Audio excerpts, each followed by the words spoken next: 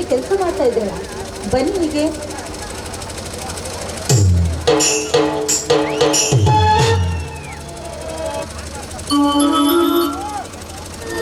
ಬಾಸೋಣ ಈಗ ಬಂದಿಯಾ?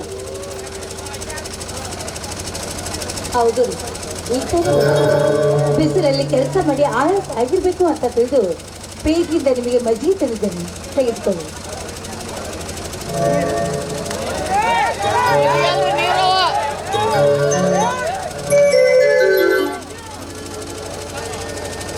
ಯಾಕೆ ಸುವರ್ಣ ನಿನ್ನ ಕಣ್ಣಲ್ಲಿ ನೀರು?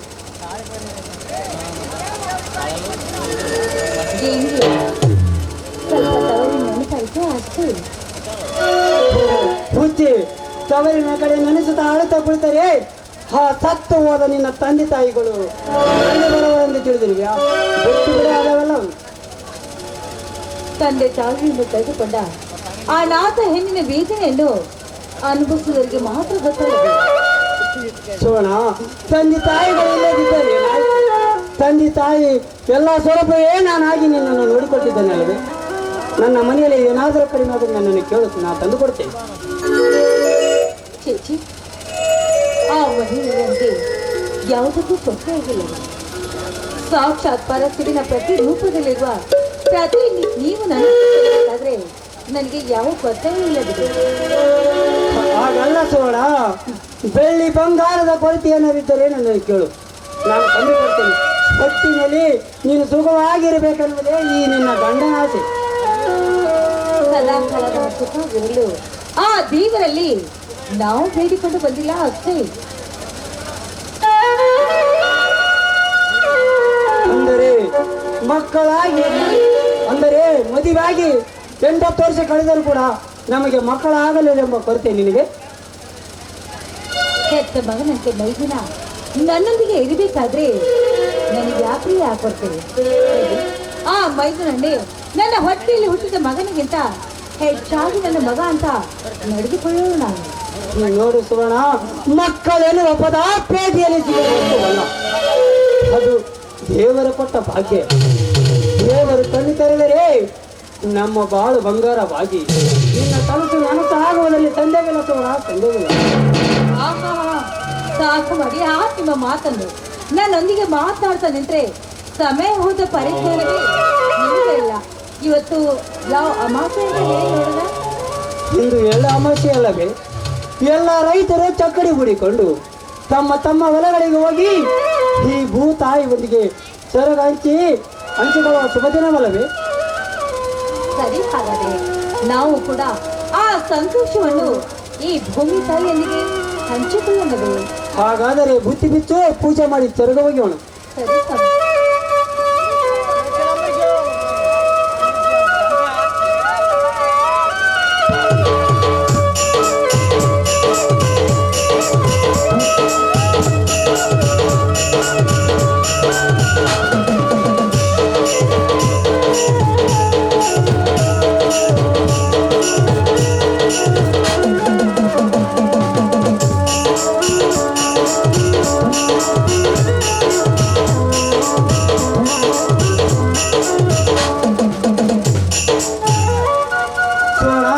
ನಾನು ಹುಲಿಯಲಿಗೆ ಅಂತ ನೀನು ಸಲಾಮರಿಗವನು.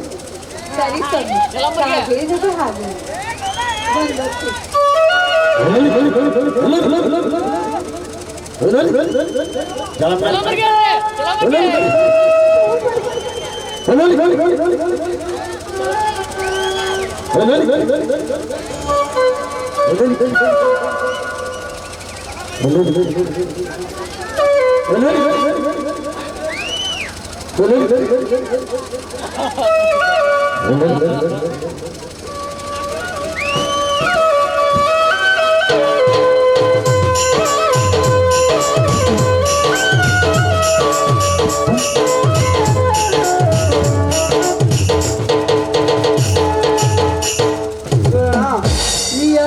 ಸಂತೋಷದ ಸ್ವರ್ಗದ ಸಂತೋಷವನ್ನು ಈ ಭೂತಾಯಿಯೊಂದಿಗೆ ಆಡಿಕೊಂಡು ಹಂಚಿಕೊಳ್ಳೋಣ.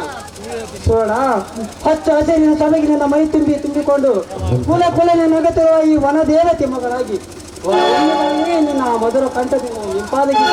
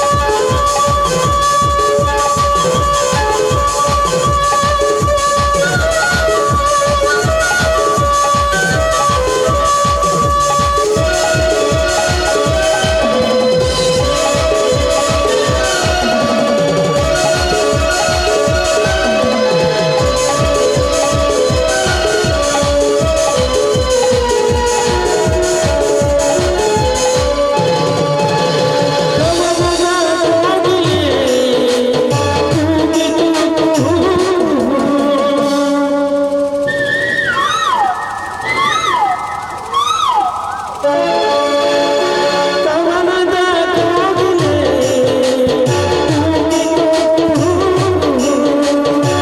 ಎಲ್ಲ ಕರಗಡಿದು ಬೋರು ಚೆಲುವೆ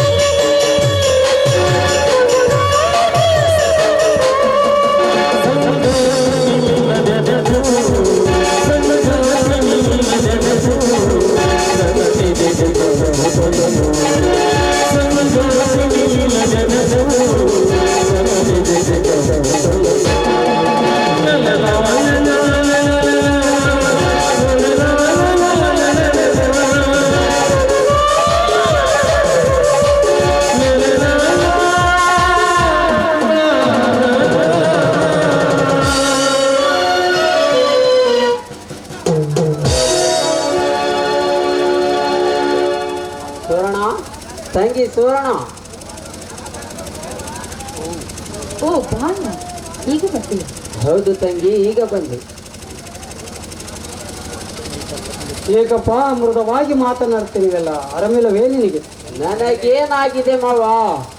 ಹಣವಿಲ್ಲದೆ ಋಣಭಾರವಾದ ನನ್ನ ನೌಕರಿಯ ವಿಷಯ. ಅಂದ್ರೆ ಮನೆ ನಿಮ್ಮ ಮಾವನವರು ಕಳಿಸಿದ ಆ 3,000 ಹಣ ಬರೀ ಕೋಲಿ ಬಾಡಿಗೆ ಅದು ಟ್ಯೂಷನ್ಗೆ ಸಾಲ್ತಾ ಇಲ್ಲ ತಂಗಿ. ಮೇಲಾಗಿ ಬಟ್ಟೆ ಡಿಗ್ರಿ ಪುಸ್ತಕ ತೆಗೆದುಕೊಳ್ಳುವುದೆಂದರೆ ಸಾಧ್ಯವಾಗದ ಕೆಲಸ. ಅದಕ್ಕಾಗಿ ಕಲಿಯುವುದು ಬೇಡವೆಂದು ಸುಮ್ಮನೆ ಬಂದು ಬಿಟ್ಟೆ. ಯಾಕೆ ಸಂತೋಷ್ ಈಗ ಏಕೆ ಮಾಡಿದೆ? ಹಣ ಬೇಕಾದಷ್ಟು ಖರ್ಚಾಗಲಿ ಹಣದ ವ್ಯವಸ್ಥೆ ನಾನು ಮಾಡುತ್ತೇನೆ. ಕಲಿಯುವುದನ್ನು ಮಾತ್ರ ನಿಲ್ಲಿಸಬೇಡಪ್ಪ, ನಿಲ್ಲಿಸಬೇಡ. ನಿನ್ನ ವಿದ್ಯಾಭ್ಯಾಸಕ್ಕಾಗಿ ನನ್ನ ಜೀವನವನ್ನೇ ಮುಡುಪಾಗಿಟ್ಟಿದ್ದೀನಿ. ಅಲ್ಲ, ಮನಸ್ಸಿನಲ್ಲಿ ವಿಪರೀತ ಕಲ್ಪಿಸಿಕೊಂಡು ನೀನು ಚಿಂತೆ ಮಾಡಿದ ಯಾವ ಪ್ರಯೋಜನವೂ ಇಲ್ಲ. ಹಣ ಬೇಕಾದಷ್ಟು ಖರ್ಚಾಗಲಿ. ನೀನು ಬೇಡ ಹಣವನ್ನು ಇನ್ನು 1 ವಾರದೊಳಗಾಗಿ ನಾವು ಕೊಡ್ತೇವೆ. ದಯವಿಟ್ಟು ನೀನು ಚಿಂತೆ ಮಾಡಬೇಡಿ ಅಲ್ಲ.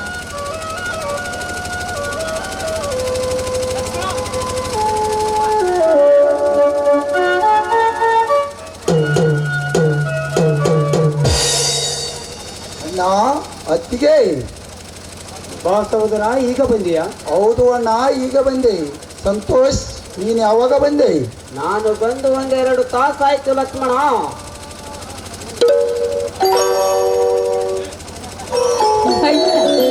ಏನಾಯ್ತಪ್ಪ, ನೀನು ಜೋಡು ಎತ್ತಿಗೆ ಅಂತ ಹೋದ ಆ ದೇಶದ ವಿಷಯ? ಅತ್ತಿಗೆ, ಪ್ರತಿ ವರ್ಷದಂತೆ ಈ ವರ್ಷವೂ ಕೂಡ ಜೋಡ ಎತ್ತಿನ ಚಕ್ಕಡಿ ರೇಷಿನಲ್ಲಿ ನಮ್ಮ ಕಡು ವೈರಿಯಾದ 6 ದೇವನ ಎತ್ತುಗಳನ್ನು ಸೋಲಿಸಿ ಜೋಡ ಎತ್ತಿನ ಚಕ್ಕಡಿ ರೇಷಿನಲ್ಲಿ ಸರದಾರನೆಂದು ಬಿತ್ತ ಹೊಡೆದು 25 ತೊಲೆ ಬೆಳ್ಳಿ ಕಡ 1 ತೊಲೆ ಬಂಗಾರ 50,000 ರೂಪಾಯಿ ಬಹುಮಾನ ಕಡೆ ಕಿತ್ತಿ ತಂದಿದ್ದೇನೆ ಅತ್ತಿಗೆ. ನಿನ್ನ ಮೈದುನ ಲಕ್ಷ್ಮಣ ಅಣ್ಣ ಆಶೀರ್ವದಿಸು.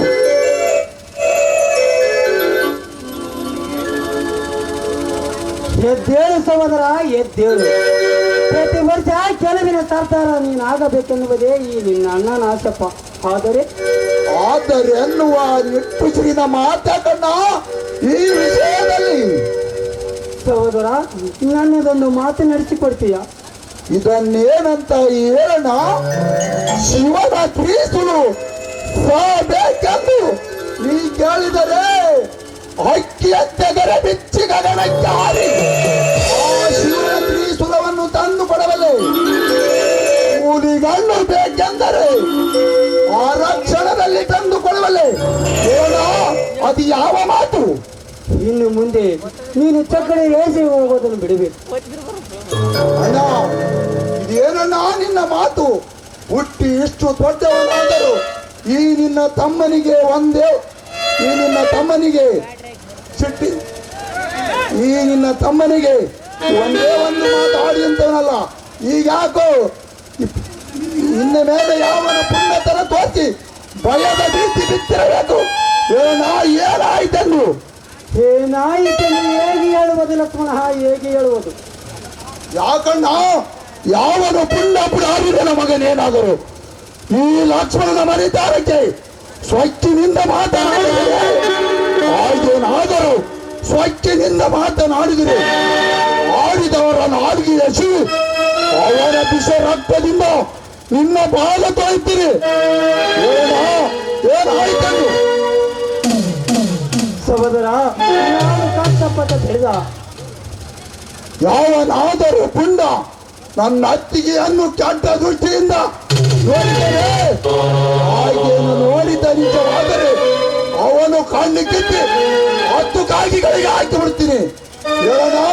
ಏನಾಯ್ತಂದು ಸಹೋದರ, ನಾನು ಕಷ್ಟಪಟ್ಟ ಬೆಳೆದ 20 ಗಂಡ ಯಾರು ಕಳು ಮಾಡಿಕೊಂಡು ಇದನ್ನೇನು ಹೇಳಿದೆಯಣ್ಣ?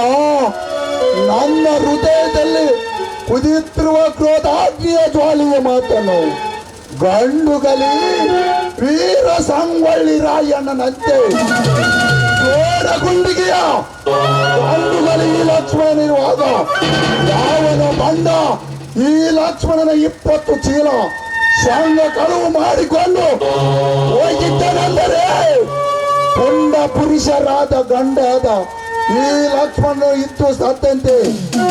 ಬೇಗ ಹೇಳ, ನಮ್ಮ ಸಂಘ ಕಳುವು ಮಾಡಿದ ಬಂಡ ಯಾರೆಂದು.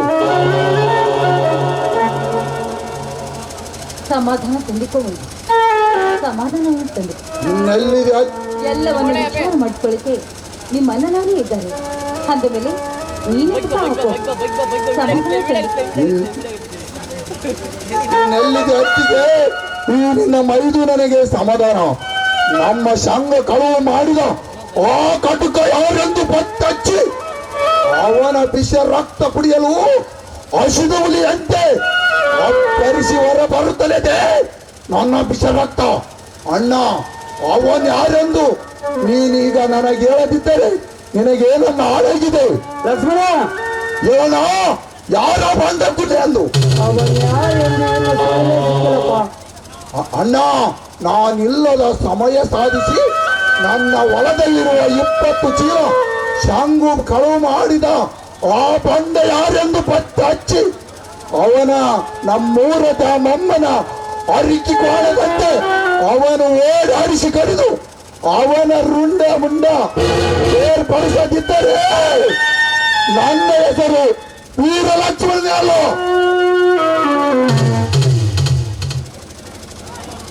ಅದೆಲ್ಲವನ್ನು ಕಾಲ ಬಂದಾಗ ಮುಂದೆ ನೋಡ್ಕೊಂಡ್ರೆ ಮಗು ಎಲ್ರು ಸರಿ ಒಟ್ಟಿಗೆ ಊಟ ಮಾಡೋಣ. ಬಾ ಹೋಯ್ತಲ್ಲ, ಊಟ ಮಾಡೋದಕ್ಕೆ ಮುಂಚೆ ನಮ್ಮೆಲ್ಲರ ಮನವನ್ನು ತಣಿಸಬಾರದೆ ನಿನ್ನ ಮಧುರ ಕಂಠದಿಂದ.